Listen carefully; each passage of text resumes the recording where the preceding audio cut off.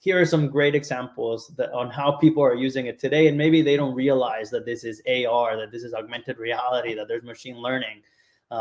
We like to take all of that complex kind of technological jargon and make it a lot simpler, and make it easy for people to use and fun. And we've been doing that for over 10 years now.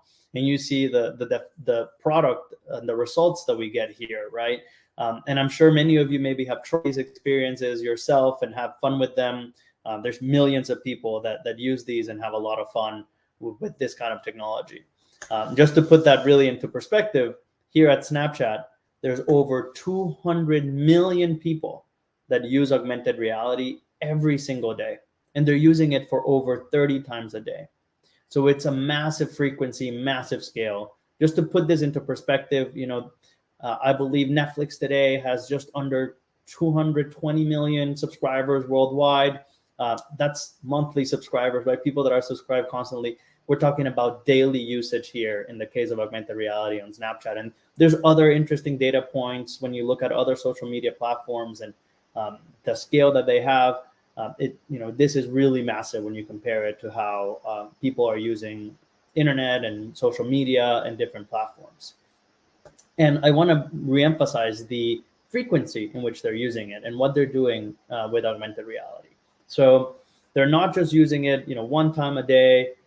They're actually using it more than 25 times a day on average.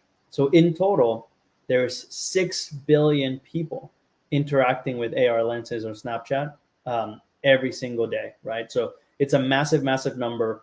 200 million people use it every day, 25 times per day. We have 6 billion times a day of AR playtime.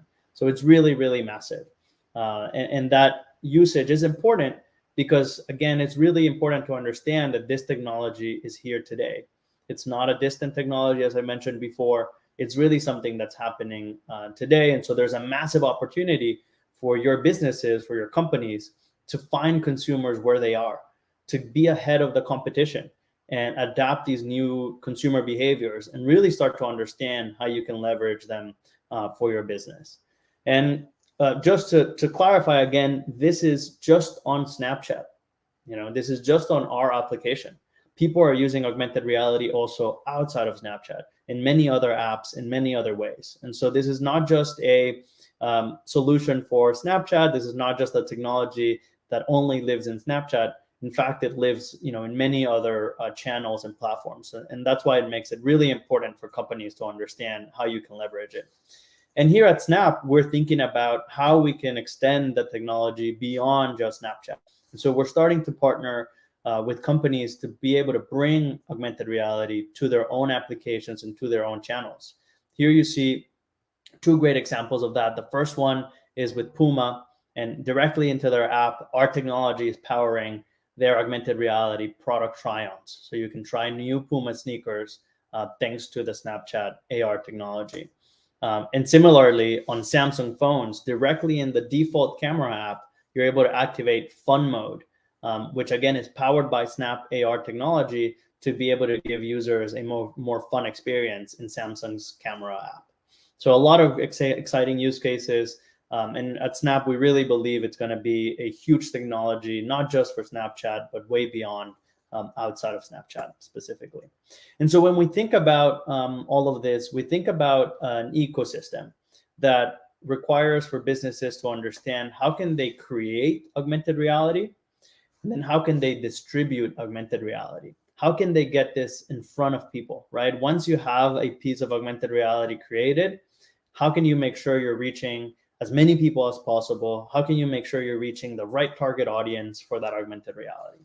And that's how we think about in the ecosystem here at Snap. And so we think about this flywheel. So we'll talk about specifically how you can leverage creation tools that we offer, and then how you can get this in front of the right people. So to start, we're going to look at some opportunities or some features on creating augmented reality. And just off the bat, I'd like to say that it seems like this might be very complex, very costly, that it might take a long time to do so.